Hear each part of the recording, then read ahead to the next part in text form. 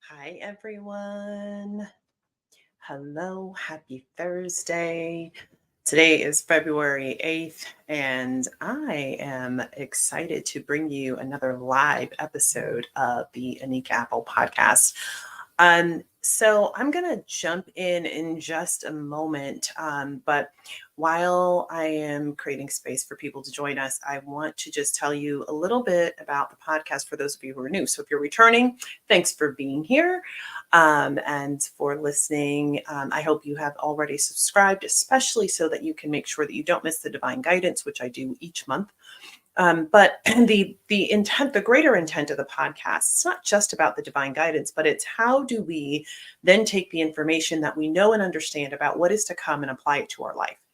And there's something very specific about this piece around life. There's a lot of intentionality with my talking about life because this is not just about work. It's not just about community. It's not just about healing.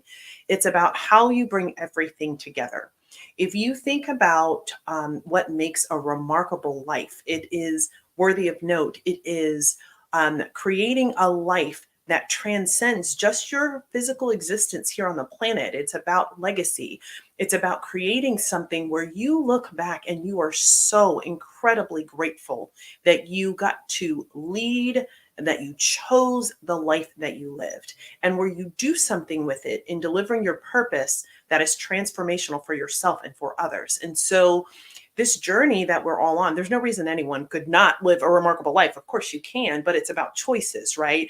And so part of what happens is that we get so stuck thinking about life as a one-dimensional part of us instead of thinking about the ways that all of who we are comes together to create the most incredible life for us to live and experience. Now, that said, in the podcast, the way that we approach this is by helping you to integrate all of the parts of who you are together. So if you've ever been in an experience where you show up and it's like over here, I'm this way, like I am this way when I'm at work, I'm this way when I'm with my kids, I'm this way when I'm with my sorority sisters, I'm another way when I'm with my prayer sisters, I'm another way with my parents. Like we live lives and have really been taught and encouraged to segment them. It shows up so strongly for me in the workplace, which is why so much of what I talk about here is how we show up at work, because there have been so many intentional acts that have been created to minimize the parts of who we are outside of work. And when I say that it's been created, it's not about the people who lead in workplaces today. It's the way that we develop the workplace culture in our country.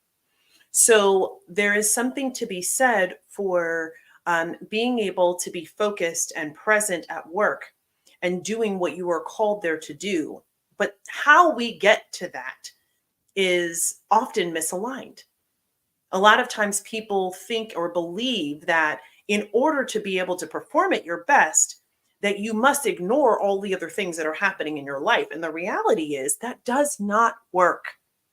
You can try it, but I can tell you from experience, not just from my own, but from the people that I coach and the people I've supported across my career, it does not work. What does work, however, is acknowledging what's happening in the other parts of your life and being clear about setting intentions for what you're going to do, making choices aligned with those intentions, and then doing it. So you want to be able to show up as your best self at work? Then you've got to deal with the other stuff that's going on with you. And that is the point of our podcast episode today. So as I jump right in, the episode title is "What Problems? Who has problems? None of us have problems, right?" And I think a lot about the experiences that are facing people in leadership today. Last episode was divine guidance for February. Before that, we talked about how important personal leadership is. And what's facing a lot of leaders today is that this dynamic of looking at their workforce and saying, why is everybody struggling?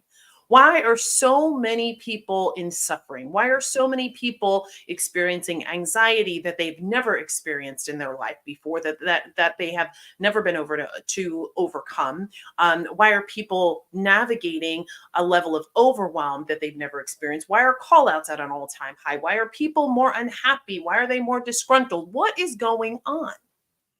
And what's so interesting is that in the way that we look at things collectively, there kind of is a behavior that has been a part of our lives. Doesn't really matter. The culture does not really matter as much, gender, but it is just an experience that we have that says you're supposed to ignore the problems. Things will get better. We tell people, oh, don't worry about that. It'll be fine. When people are going through big monumental changes, we find ways to oversimplify what they're going through instead of acknowledging and honoring that what they're experiencing is significant. And I believe that a lot of it is well intentioned. It's like, well, I don't want you to drown in your problem and I don't know how to solve it for you. And so therefore, I want to just make you feel better. But we mistake that feeling better, making you feel better, like, oh, it's going to be okay, Anika, everything is fine. It's not the same thing as my being better. When you try to console me in a moment and I still am holding on to the problem and I don't feel better, what's happened is now I have the problem I came in with, and now I don't feel seen. I don't feel acknowledged. I don't feel like there's really a way that I'm going to navigate with this with some support. You feel alone. And, there are many people who do it incredibly well, create space for others. There are leaders that I've worked with and support who do a really good job of coming into the moment where they sit with people and they recognize, even for the short period of time that I honor in this moment with you, that I honor you in the way that you are transitioning the work that you're doing and the way that you're honoring the moment that you're in. If I can be present and focused with you, I know that I can help you through it. And then I know that whatever solution you come up with, because you own the problem, so therefore the solution has to be yours, you're that much closer to implementing it. And, here's the thing, you can draw the conclusion yourself. At the end of the day, what does that mean? Then the person is going to turn around, they're going to take action, and they'll be able to be back and present and fully engaged in the way that they desire. But the absence of that means that we often leave people kind of swimming.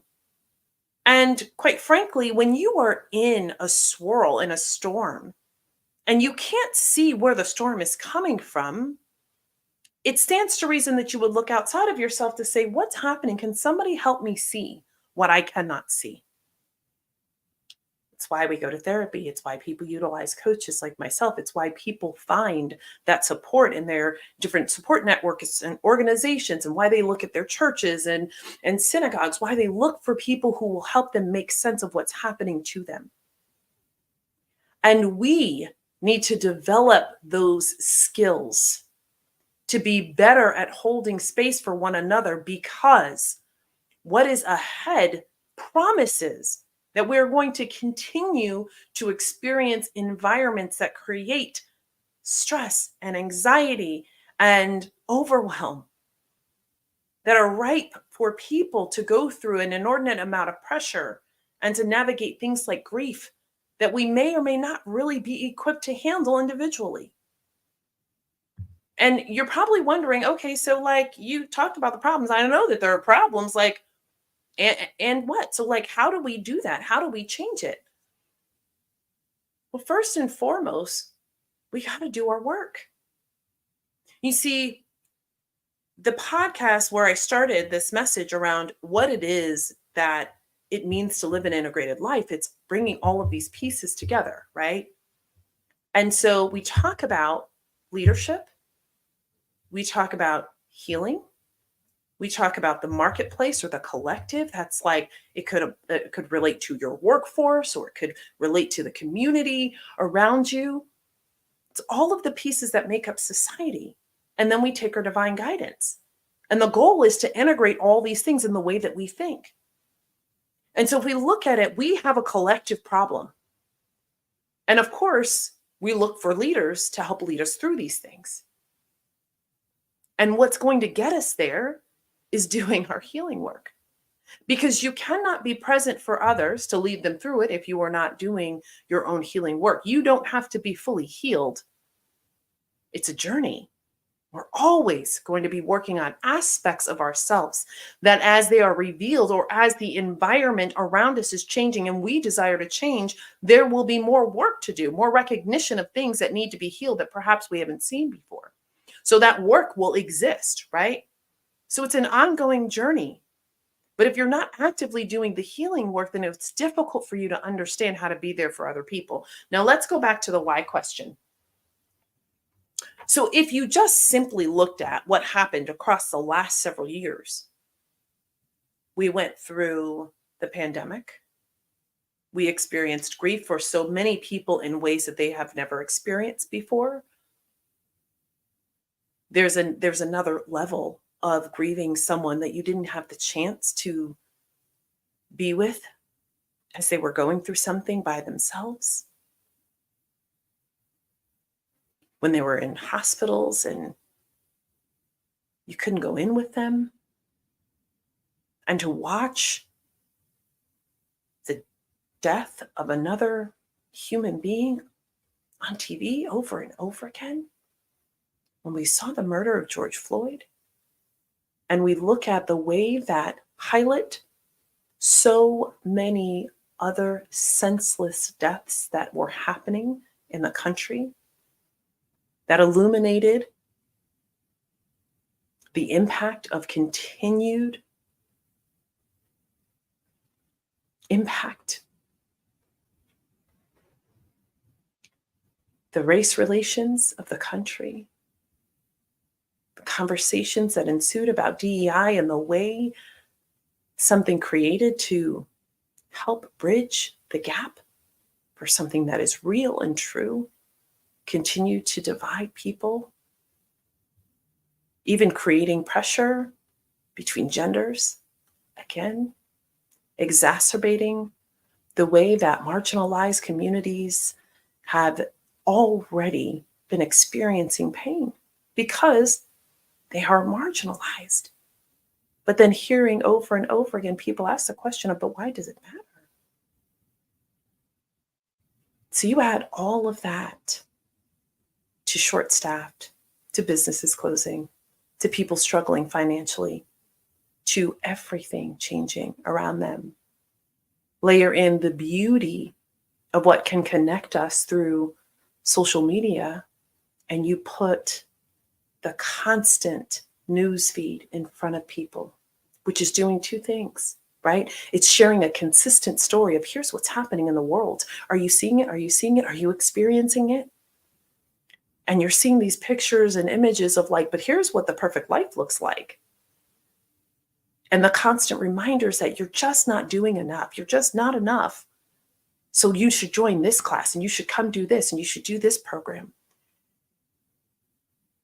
If you stop to just think about how you would trace the emotions through the things that I just described to you, it's easy to see how people could be feeling any level of overwhelm. But then to add to it, you have the uncertainty of today, the volatility that has existed. And quite frankly, many of us understand the truth of what is to come. We're seeing people who are getting COVID again, who have been vaccinated. We're experiencing the continued superbugs that are coming out that people are like, I don't even know if is it the flu? Is it COVID? Is it RSV? It's all of these different things that are happening in our lives that breed uncertainty. Not to mention the typical things that people go through. Relationships, financial pressures, the disconnect when it feels like maybe this job's not the right place for me anymore, the continued feeling of lack of belonging, and the help that people crave when they're just not sure, is this feeling that I'm having, is it really depression? Do I really need support? So I want to illustrate all of these things to you because it's so important that we can recognize that there is a lot going on in the lives of people. And what I would submit to you is that we're in a time where there's a lot less trust in one another than what was there before. We're split on political issues. We're split on social issues. We're split on economic issues. There is more, and there is a splintering that is happening between people. Splintering, meaning maybe in the past on any issue, there are two groups, maybe three. But now the splintering is like, but I agree with those three things, but I don't agree with this, and I don't agree with that. So we're splintering off into more and more small groups, more small cells, if you will. And the problem with that is then you create all of these different places of disconnect. And the things that are intended to help hold us together seem further and further away. They're more elusive. It's harder to get back to that place where we feel connected to one another, to find the threads that make us feel like, oh yeah, your views are similar to mine. You see, when there's only two or three different main, thoughts or opinions or perspectives on something, it's easier to recognize the closeness of your thinking patterns to someone else. But in this time, there's so much division. And listen, I didn't come to do this podcast episode for this to be gloom and doom, but I want you to understand there are some real problems that we're facing. We can't be in this space where we're saying what problems, because there are problems. And the problems are going to be addressed through the work that we do individually and collectively. But you've got to start with you. You've got to acknowledge that there's work here to be done. You see, what happens a lot of the times is that we think that the problems that we're seeing belong to other people. And that is very simply because you can see someone else better than you can see yourself. That is fact. You may not know all of the impetus of why you're seeing what you're seeing in them, but you can see them. You experience them. But it's much harder for you to see you. You have to take action to do that.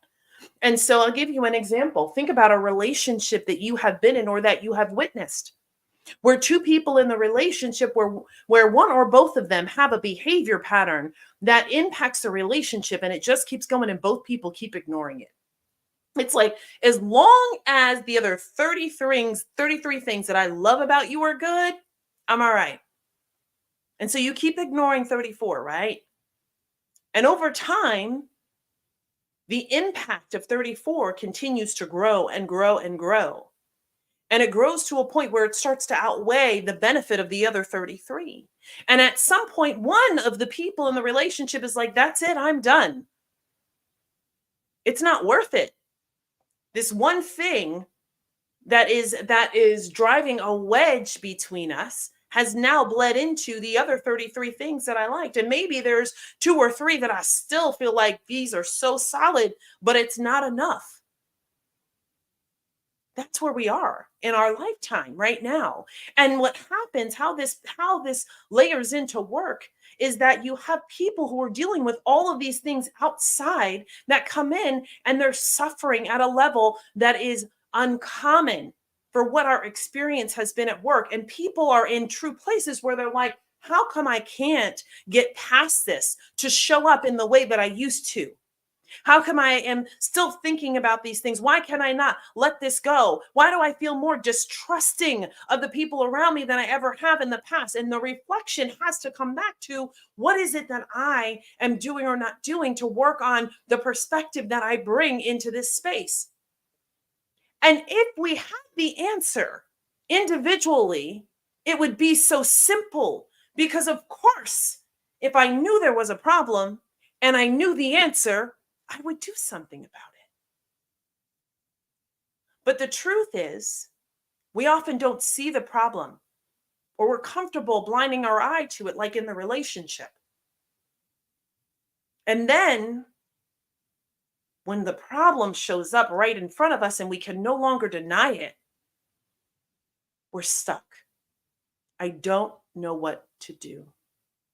And the more that the thing that triggers our insecurity about not knowing how to solve it is sitting in front of us, the worse we feel. And the worse we feel, the more difficult it is for us to keep the optimistic outlook that says, but all things are good. Everything will be okay. Instead, we end up looking at the situations and circumstances feeling like, oh, now this is going wrong, and now this is going wrong, and now these things are going wrong, and now my boss is upset with me because I'm struggling through this personal moment. Do you understand what I'm saying?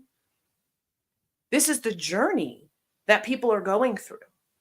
I was talking to a gentleman the other day, and he said this quote to me, and he didn't remember where it came from. I don't know who the original author is, so all credit to the person who coined this. But they said there's no business problems, only personal problems. And I was like, yes, yes, yes, yes, it's true. That is what I see in my work. It's why so much of what I do is focused on helping people get grounded in their spiritual center and then working through the things that need healing with them, tying them to resources to get that additional support in places where I am not the best person to serve them.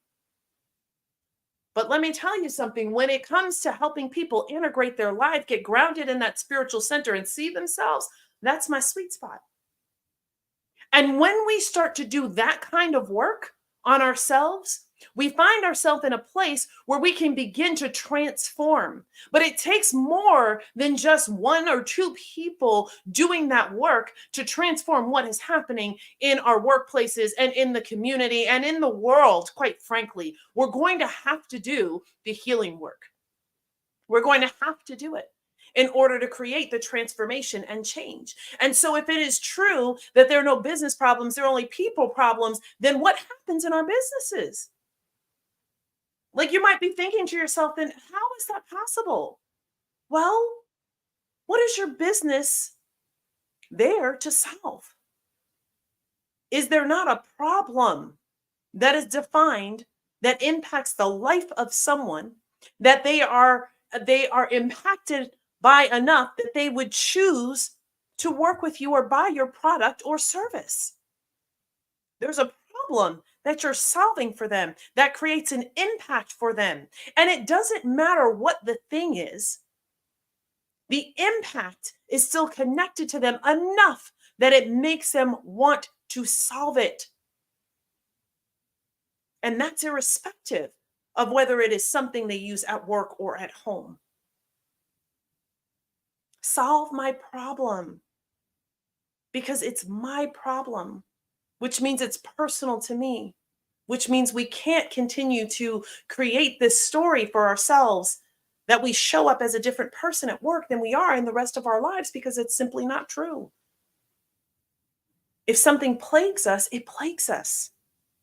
And we may be good at compartmentalizing those things because it's the way we've been taught. Some of us perhaps have even mastered that. But the other side of it is then you don't get the fullness of the person. You don't get the best of what they have to offer. You don't get the value that you deserve. How else are business problems people problems? I mean, if you think about it, what happens when businesses are short-staffed? What happens when the resources are not there or people don't have the commitment to the goal? Is the commitment to the goal or the vision of the business, is that a business problem? Or is that about a person? Is that a lack of desire or misalignment? It starts with the person. We have to change the paradigm that exists in order for us to generate success, whether it's in the community, in the marketplaces, within our businesses, and in our families. And again, it goes back to the person. It does not matter how much someone loves and cares about you. If you are unhappy with yourself, you will continue to choose to be unhappy. You could give a list of all of the things that you need to be happy, and the person who loves you most can deliver all of those things, and you can still say, yeah, but I don't know, something's still not right. Because the peace that's missing, the true solve for that has to come from you. It's that simple. Simple to say, but it requires you doing the hard work, the work of introspection, looking at yourself and making changes and decisions that are in alignment with those decisions, moving forward in a way that prioritizes your healing work, your healing journey. And there's something about healing, like it's so interesting to me when people think about healing and they go to this whole woo-woo thing, and I'm like, it's so interesting. Because if you broke your leg, it would be so clear to you that that's the thing that has to get fixed before you can run the next marathon. But yet when we are struggling with things that we can't see, we tend to ignore it or explain it away as if it's not doing the same thing. Broken leg, no race. Unhealed emotionally, you're going to show up in ways that demonstrate there's something that needs to be healed. And then there's a lot of the air of shame that's attached to that. And let me tell you something. Show me a person who doesn't need to be healed, who says they don't need healing, and I will show you someone who still does not fully see themselves, because I commit to you that it is a lifelong journey. I love the active healing that I have been doing. It's hard work. And sometimes I don't want to see all of me. And sometimes it feels overwhelming. But I love the results of it. I love how I see life. I love the remarkable life that I have created for myself and what it continues to evolve into. I love it. But it's hard work. And it all started when I decided I wasn't going to say, what problems? I don't have any problems. We do have problems. And they're individual, and they're ones that plague us as a society. And the reality is it's going to require us to do the work. There's something that we all navigate and ignore. And if you think about it, it's like, when is the last time you were walking outside and you noticed your shadow? Just think about it for a moment. When you took the dog out, did you notice your shadow? Stroll with your best friend? Were you busy, focused on what was happening in the moment? Did you notice your shadow?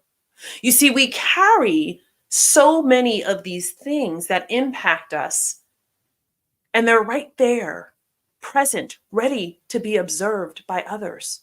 Because I would submit to you that if I'm standing outside with my best friend and I can see my shadow on the sidewalk, to the side of me, that she can see it too. And when we are going through these times and periods where we're ignoring that there's something here that needs to be addressed, other people can see it. I use the comment sometimes in the healing crusade of like, I don't want to be bleeding on other people. I don't want what it is that's happening on the inside of me to be impacting the people I love because I've not dealt with it. Yet that's what we have been encouraged to do, to ignore it and say, what problems? But we can't get to the life that we desire if we're going to continue to ignore that there's work that needs to be done. And we need safe places to do that work. And we need people in our corner to hold space for us. I was just watching something earlier today, and Simon Sinek was talking about 8 minutes. He said they've come up with something where they text each other and will say, do you have 8 minutes for me? Because 8 minutes is all you need. You need someone to hold space for you for 8 minutes for you to feel the difference, for you to feel seen. Can you think about that for a moment? 8 minutes. That's all you need. So if you are a leader, if you manage people, ask yourself, if they're going to be effective for this 8-hour shift, if I give them 8 minutes to talk about what's happening in their life right now, is it worth it? Because I would submit to you, I'd much rather save the safety incident. I'd much rather save the person feeling disgruntled, going home, impacting other people. We've all seen what happens when somebody comes in with an attitude and then all of a sudden the rest of the team is like, what is going on? Now everybody's distracted. They're whispering at the water cooler or they're confronting the person, and now you've got another issue. So much stuff can be stopped and stymied if we just have a moment of care and consideration for others and ask the question, what's going on with you? How can I support you? How are you today? From a genuine place where you know what, I will find the 8 minutes for you because you need me to hold space for you so you can be back at your best. We cannot continue to ignore the fact that people have life happening to them all the times. And I can't stress enough that, as I said earlier, and I took you back through all of the things that we have been through just from 2020, but guess what? Anybody who's older than 4 years old had life happening to them before they hit the pandemic. So you have things that likely happened to you in childhood that need to be addressed. And don't get me started on what's happening in your lineage, the things that have been a part of the generations before you that still impact you in your physical body today, that impact you spiritually and mentally and emotionally. Because it's still there. There are countless studies on this work that would tell you that for at least 3 generations, things that were experienced can still be felt. There can still be the same kind of trigger that someone else dealt with 3 years ago. My great grandmother's experience with a trigger happened to my grandmother, happened to my mother, and now it is still possible for me to be triggered by the same thing and not even know why. So I can acknowledge the stuff that I knew in the last 4 years because I'm an adult, right? So I can pay attention to a lot of what I saw in 2020. But when I go back at 48 years old to how I was 40 years ago at 8 years old, there's stuff that I'm sure I've forgotten. And then there's stuff that I don't likely remember that happened to me when I was 2 and 3 that helped me shape the way I am and how I experience the world. And I certainly don't know everything that my grandmother and my great grandmother dealt with, but they're all a part of who I am today. That is why we cannot leave parts of ourselves outside. I am always Anika, always. And whether I want to acknowledge it or not, sometimes what problems are my real problems? And sometimes I don't even know what they are. I don't know where they came from. And if I don't have those things, I definitely don't know how to solve them. But together, we can figure it out. And for those of you who lead companies or who lead functions inside of companies, I am calling you out to arise and understand that what the people in your organizations are dealing with is real, whether it happened in the business or not. It's really easy to say, hey, check that stuff at the door, but it's almost impossible to do it. And if you do it for a sustained time, it still is going to come back to a moment where you can no longer hold it. Not only do I know from my experience, but because I've watched so many people go through it. I've coached them. I've been their 11 p.m. phone call that went until the morning hours. I've been the person who's talking them through how to navigate and work on the healing portion and create safe spaces where they share what dynamic it is that they're going through. And even in my business, one of the things that we're working on is a workshop for corporations to help their teams understand why they feel the way they do, why they're navigating what they are navigating, because they don't even understand it themselves. I'm going to close with a short story. And here's what I will tell you. A couple years ago, I hit a wall, and I hit the wall like in such a way that I was like, I don't understand why I can't get over this, because I can always get over the wall. I am an overcomer. I am strong. I am smart. I am dedicated. I will outwork other people. I am committed. I am all of these things. Why can I not get over this wall? And what do I mean by a wall? I kept finding myself so emotionally and mentally depleted. I was in the pit of overwhelm, and I could not see myself. And what happened was that I literally could not function. It was all I could do to show up as a mom. And I built an incredible reputation. Ask anybody that I have worked with, served with, or led. An incredible reputation. And I refused to let what was happening to me ruin that. So I stepped away.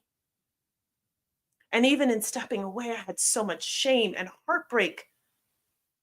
I remember thinking to myself, like, how am I ever going to be able to rebound from this?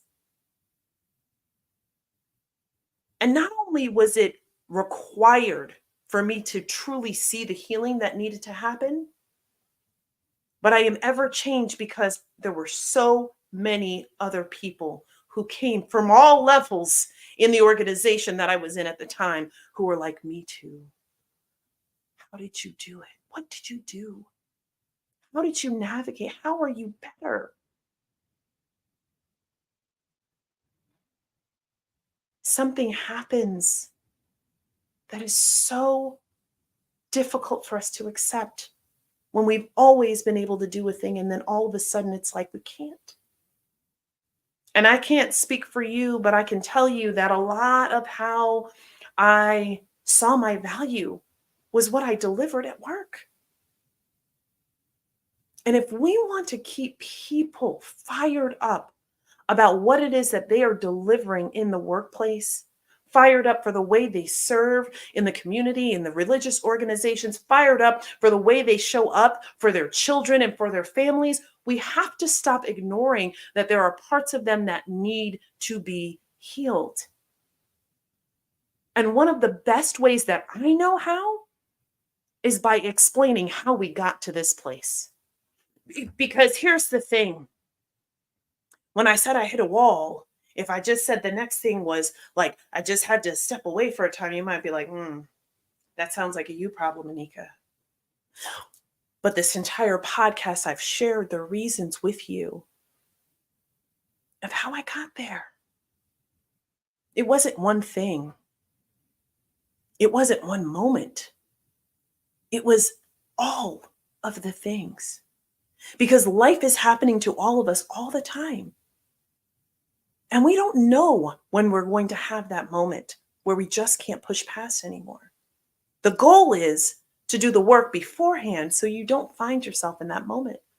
And that's what I submit to you today. There's an opportunity for us to do something right now that transforms our experience so we don't have to get to that place. But it only happens if we won't allow ourselves to say, what problems?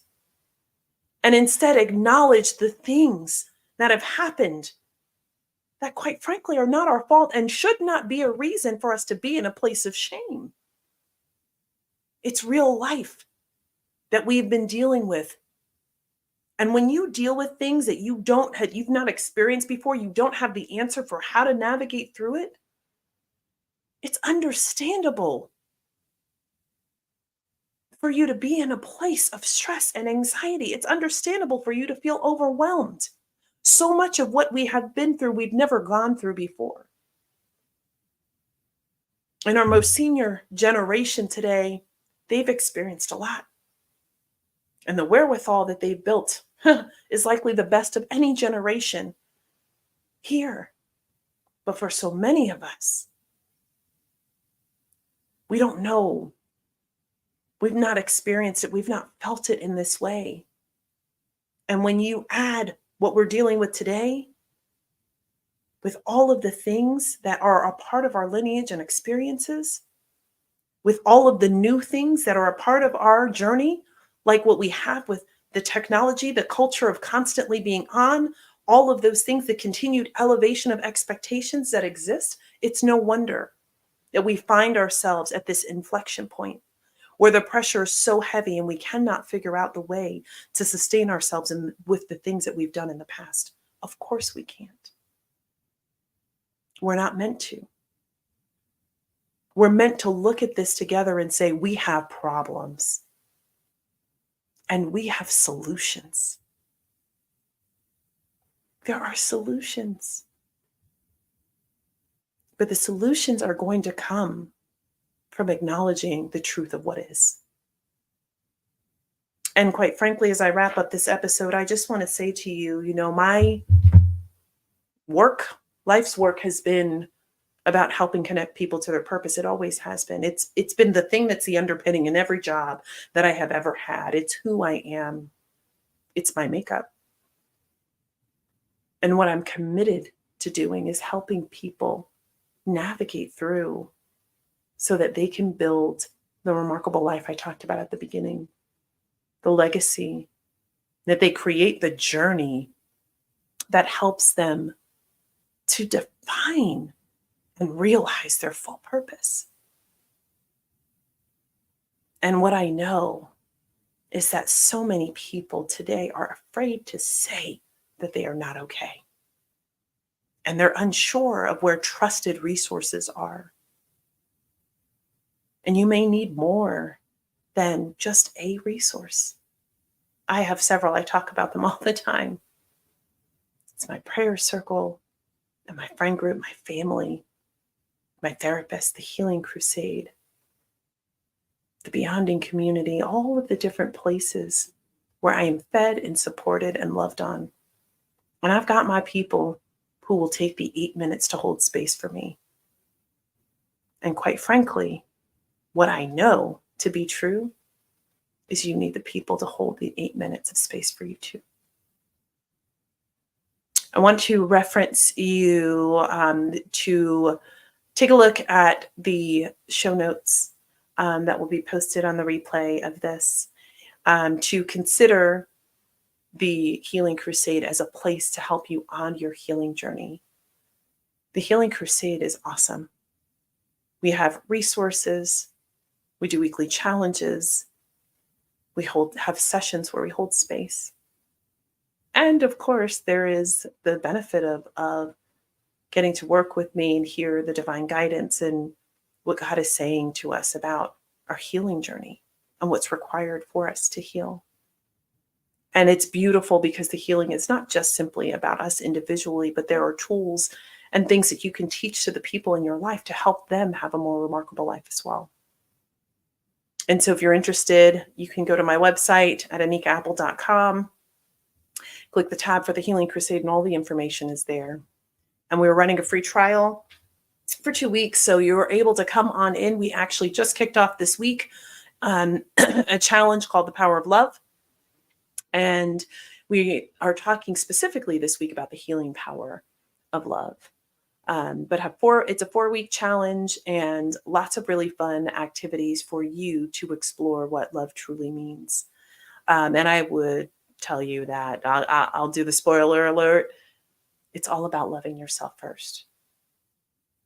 And if you have listened to any part of this podcast, then you know this really is about self-love first. Because once we do the work to really love ourselves and be in alignment, we won't ignore the problems when they come up. We'll look for the solutions, and we will have an arsenal of solutions and stories to help other people heal and connect with what they need so that they are supported as they go through this journey. That's what I have for you today, and I thank you for listening, joining me here on the Anika Apple Podcast live. Let me know what resonated with you. And hey, by the way, if you've not checked out the Remarkably Me podcast, we just dropped an episode yesterday with Monique Williams, who is a therapist and has created a community coaching cohort that is launching right around this time. And so she has a lot of really great resources, both in her practice and what she's doing through the coaching cohort. And one of the other resources that I love is that she has this beautiful set of journals that she has created. They're called growth books. And they are available on Amazon and on her website. But check that out. That is episode 11 on the Remarkably Me podcast. And it is available on YouTube and all of the podcast platforms, Apple, Google Podcasts, Spotify, etc. So anyway, make sure you subscribe, and I look forward to seeing you here live next week. As always, peace and blessings.